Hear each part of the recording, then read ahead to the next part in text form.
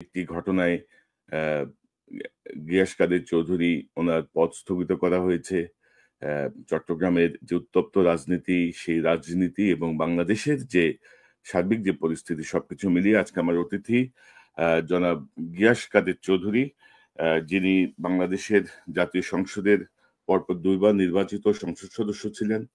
আ তার বাবা আ ফজলুল কাদের চৌধুরী চট্টগ্রামের অন্যতম একজন স্থপতি। তার বড় ভাই সালাউদ্দিন কাদের চৌধুরী। তো বাংলাদেশের রাজনীতি বা সবকিছু মিলিয়ে আ গিয়াস কাদের চৌধুরীর বিষয়ের সঙ্গে আমরা অনেকদিন ধরে কথা বলতে চাচ্ছিলাম। গিয়াস ভাই, আজকে আপনাকে স্বাগত জানাচ্ছি আমাদের আলোচনায়। ধন্যবাদ কনক। আপনার অনুষ্ঠানে আসবো আসবো করে আসা হলো না। দর্শক, স্ক্রিনে থাকা ভিডিওটা ইতিমধ্যে আপনারা দেখতে পেরেছেন। আজকের ভিডিওটা খুবই গুরুত্বপূর্ণ, খুবই ইম্পর্টেন্ট একটা ভিডিও। প্রিয় দর্শক, বাংলাদেশের নাগরিক হয়ে থাকলে ভিডিওটা আপনার জন্য খুবই গুরুত্বপূর্ণ হতে যাচ্ছে। প্রিয় দর্শক, দেশ কিংবা দেশের বাইরে দূর দূরান্ত থেকে যে বা যারা আজকে ঠিক এই মুহূর্তে আমার ভিডিও দেখছেন, তারা সরাসরি ভিডিও স্ক্রিনে চলে গিয়ে আমরা ভিডিও ফুটেজটা দেখে আসি। আসা হলো না। আজকেই আজকেই আপনার এখানে উপস্থিত হতে হলো, যখন আমার মানে পলিটিক্যাল রাজনৈতিক অবস্থানটা একটু টলমলো। তো আপনাকে বিশেষ বিশেষ ধন্যবাদ। আর আপনার মাধ্যমে আমার আপনার শ্রোতা দর্শকদেরকে আমার হাজারো সালাম। জি, গিয়াস ভাই, আপনার আমি জানি না কি কারণে যেন সালাউদ্দিন কাদের চৌধুরী বলেন, আপনার কথা বলেন, সব জায়গা থেকে সবসময় আপনার টলমল অবস্থার মধ্যেই থাকেন আরকি। সবসময় মানে এইটা একটা এটা আমি আমি বলবো all of us suffer from professional hazards. যদি হ্যাঁ, আমার ওইটা আপনার মুখোমুখি আপনারা এগুলা মানে আ মানে ফেস করে অভ্যস্ত আরকি। এগুলাতে আমরা যা দেখছি। তো আমি আসলে যেতে চাই যে আপনাকে এই গত ৫ই আগস্টের পরবর্তী সময় আমরা দেখলাম যে পরপর ২ বার আপনি বোধহয় দলের কাছ থেকে চিঠি পেলেন। একবার আসলো কি চাঁদা চাঁদা চাওয়ার অভিযোগ নিয়ে শোকজ করা হলো।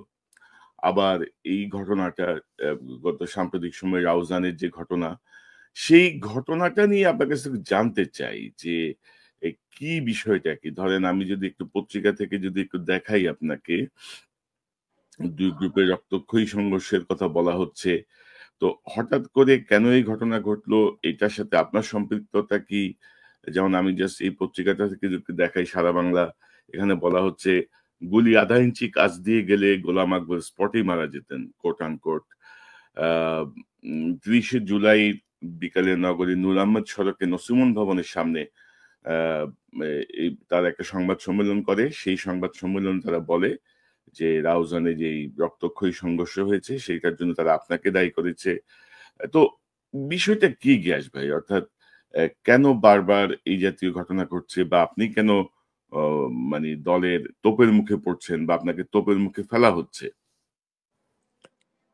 কনক, আমি হলাম আহ, মাঠের রাজনীতিবিদ, এবং আমি ষড়যন্ত্রে বিশ্বাস করি না, মোটেই ষড়যন্ত্রে বিশ্বাস করি না। আজকে যারা বলছে যে কি গুলি ছোড়া হয়েছে, তো তাদের ন্যূনতম তো আশেপাশে কেউ ছিল, পুলিশ ছিল, র্যাব ছিল, তারা গুলির আওয়াজ নিশ্চয়ই শুনেছে। তো নাটক সাজাবার ও পদ্ধতি এই যারা ষড়যন্ত্রকারী, তারা নাটকও সাজাতে সঠিকভাবে পারেনি, বুঝছেন। আর তাও নাকি গুলিটা উনি দেখেছেন গুলি যেতে, এমন তার দৃষ্টি, এত ভালো চক্ষু, আহ, যে কি সে গুলি যেতে দেখেছে। আমি হতবাক হয়ে গেলাম। আল্লাহ রবুল আলমিন যেন তার দৃষ্টি আরো ভালো করে দেয়, যেন ভবিষ্যতেও যেন গুলি যেতে যেন উনি দেখে ফেলতে পারেন। তো যাই হোক, এটা হালকা ভাবে কথাটা বললাম, কিন্তু বাস্তবতাটা ওখানে কোনো গুলি ছোড়া হয়নি। এটা হলো রিয়ালিটি এক। তারপরে দ্বিতীয়ত, আপনার দেখবেন যে কি আপনি পত্রপত্রিকায় দেখেছেন, আপনি আর তারপরে অডিও ভিডিও আপনার চোখে নিশ্চয়ই পড়েছে, আপনার ওখানে বেশিরভাগ ছেলেপিলে, সে যে আয়োজন করেছে বাইরের থেকে ছেলেপিলে এনেছে। সে তো তার বাড়িতে যায়, নমাজ কালাম পড়ে, তার তো কিছু কখনো আগে হয়নি। হঠাৎ করে গত পরশুদিন এই অপ্রীতিকর ঘটনাটা ঘটলো কেন? আনপ্রভোকড ঘটনা কি আদৌ ঘটতে পারে? গায়ে পড়ে কেউ কি আপনার মারামারি করতে পারে? এক হাতে কি তালি বাজে? আপনার বিবেকে কি বলে? তবে আমার কাছে সবচেয়ে ভালো লেগেছে যেটা, যে কি আধা ঘন্টার মধ্যে, ঘটনার আধা ঘন্টা, মাত্র আধ ঘন্টার মধ্যে আমি আমার প্রেমপত্র পেয়ে ফেলেছি। নাটকটাতে এত সুন্দরভাবে মঞ্চায়িত হয়েছে, সেটা আমি প্রশংসা না করে পাচ্ছি না। আর এই যে আপনি বললেন বিভিন্ন সময় আমাকে শোকজ দিয়েছে, এখন যখন যার দস্তগতে শোকজ আসে, তো তাকে যখন যোগাযোগ করি যে কি শোকজ তো শোকজ না, এটা রীতিমতো আমাকে শাস্তি দিয়ে দেওয়া হয়। তো তারা বলে এটা আমাদের হাতের লেখা নয়। তো ওনারা কি বুঝাতে চান যে কি লন্ডন থেকে এটা লিখিতভাবে আসে আর ওনারা এটা এখান থেকে ছেড়ে দেন? এটা কি বিশ্বাসযোগ্য ব্যাপার? নিশ্চয়ই কেউ না কেউ আছেন এই ভিত্তিহীন, অবান্তর এবং কর্তৃত্বপূর্ণ শোকজ দিতে ওখানে প্রস্তুত। তা আমি ওদিকে যাব না, আমি অতীত ঘাটতে চাই না। আমাকে একটা চিঠি দিয়েছে, তো আমাকে সেই চিঠিখানা হলো দেখি আমাকে আপাতত আমার পদ জি। স্থগিত করেছে। তো এখন আপাতত আমাকে স্থগিত করা মানে হলো আই এম নোওয়্যার। তো আমি কোথাও না, নেই। তো এখন আপনি আমাকে ফ্রিলি প্রশ্ন জিজ্ঞেস করতে পারেন, জি, আমি ফ্রিলি আপনাকে উত্তর দিতে পারবো জি, ইনশাল্লাহ। অবশ্যই। তো গিয়াস ভাই ধরেন এই যে আমরা যেটা দেখছি যে চট্টগ্রামের বেশ কয়েকজন বিএনপি নেতা আছেন যারা অ্যাকচুয়ালি জাতীয় পর্যায়ের নেতা। না, আমি নামও বলতে পারি ৪-৫ জন আছেন যারা জাতীয় রাজনীতির অন্যতম মানে কি বলবো স্টেক হোল্ডার বা ধরেন বিএনপি তারা চালাচ্ছেন এমনই বলা চলে। তো সেখানে ধরেন ৪ বছর ধরে যে আহ্বায়ক কমিটি সেটা পূর্ণাঙ্গ কমিটি হয় নাই। ৫৩ সদস্যের যে কমিটি ৫ই আগস্টের পরে এ পর্যন্ত চট্টগ্রামে ১৩টা হত্যাকাণ্ড হয়েছে, ১০টা রাজনৈতিক হত্যাকাণ্ডের মধ্যে সংঘর্ষ হয়েছে ২০ বার। তো জাতীয় পর্যায়ের নেতাদের উপস্থিতিতে মানে এই ঘটনাগুলো কোথায় ঘটছে? এবং আমি যদি আপনাকে আপনার একটা স্টেটমেন্ট থেকে যদি একটা জিনিস একটু দেখাই, আম আমি একটু যাই পত্রিকাতে। উম আপনি আপনি ওই যে আপনার গত ৫ই নভেম্বরের যেই শোকজ তার জবাবে আপনি যেটা বলেছেন, সেখানে যে আপনি একটা কথা বলছিলেন যে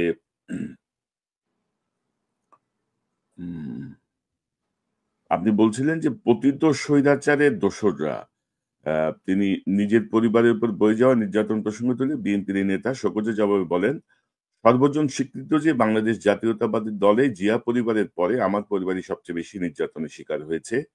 এরপরেও বাংলাদেশ জাতীয়তাবাদী দল বিএনপিকে হৃদয়ে ধারণ করে আছি। পতিত স্বৈরাচার এবং তার দোসররা আমাকে রাজনৈতিকভাবে প্রতিহত করতে না পেরে আমার বিরুদ্ধে এই ধরনের অপপ্রচার চালানোকে তাদের শেষ অস্ত্র মনে করছে। আমি আচ্ছা। তো এই যে জায়গাটা অর্থাৎ আপনি কি মনে করছেন যে বিএনপির রাজনীতিতে যারা আছেন, যারা আপনাকে পছন্দ করেন না বা আপনারকে নেতৃত্ব থেকে সরাতে চান, তারা পতিত এই ফ্যাসিস্ট হাসিনার সঙ্গে যুক্ত হয়ে তারা কিছু একটা সম্মিলিতভাবে করার চেষ্টা করছে? কনক, আপনার একটু যদি রাউজানের দিকে আহ, ভালোভাবে তাকান, তাহলে দেখবেন এখানে যারা গত ১৫ বছর মানুষের স্বাধিকার থেকে বঞ্চিত করে রেখেছিল, স্টিম রোলার চালিয়েছিল, আজকে সেই গোষ্ঠী আমার দলের আশ্রয় প্রশ্রয়ে বসবাস করছে এবং তারা তাদের কর্তৃত্ব 15-17 বছর যেভাবে তাদের কর্তৃত্ব বজিয়ে রেখেছিল, আজও তারা চেষ্টা করছে সেই কর্তৃত্ব বজায় রাখতে। তো স্বাভাবিকভাবে অতীতে আপনি যদি অতীতের রাজনৈতিক এবং নির্বাচনী ফলাফল আপনি যদি দেখেন, আমি সবসময় নির্বাচন করেছি এবং আমার সঙ্গে নিকটতম প্রতিদ্বন্দ্বী ছিল আওয়ামী লীগ। আওয়ামী লীগের হাতে হেরেছি, আওয়ামী লীগকে হারিয়েছি। তো এরা চায় না যে পারিবারিকভাবে আমরা আবার এইখানে কর্তৃত্ব খাটাই। এক, আরেকটা জিনিস আপনার কাছে বুঝতে হবে যে কি আমি মনে প্রাণে আমার পরিবার যেটা মনে ধারণ করে, বিশ্বাস করে, সেটা হলো আধিপত্যবাদী বিরোধী রাজনীতি। এবং এখানে একটা ভালো অংশ পৃষ্ঠপোষকতা করে হলো যারা আমাদের বিরোধিতা করে। এটা শুধু চট্টগ্রামের ব্যাপারে সীমিত বলে আমি বলবো না, এটা সামগ্রিকভাবে বাংলাদেশেই একটা গ্রুপ রয়ে গেছে যারা আমাদেরকে যে কোনো কিছুর বিনিময়ে দাবিয়ে রাখতে চায়। দর্শক, স্ক্রিনে থাকা ভিডিওটা ইতিমধ্যে আপনারা দেখতে পেরেছেন। ভিডিওটা খুবই গুরুত্বপূর্ণ, খুবই ইম্পর্টেন্ট ছিল। ভিডিওটা ভালো লাগলে অবশ্যই শেয়ার করে দিবেন। আপনাদের মূল্যবান মতামতগুলো কমেন্ট বক্সে কমেন্ট করে জানিয়ে দিন। আপডেট ভিডিও পেতে চাইলে নয়ান দেশ মিডিয়াতে চোখ রাখবেন। ভালো থাকবেন, সুস্থ থাকবেন। আল্লাহ হাফেজ।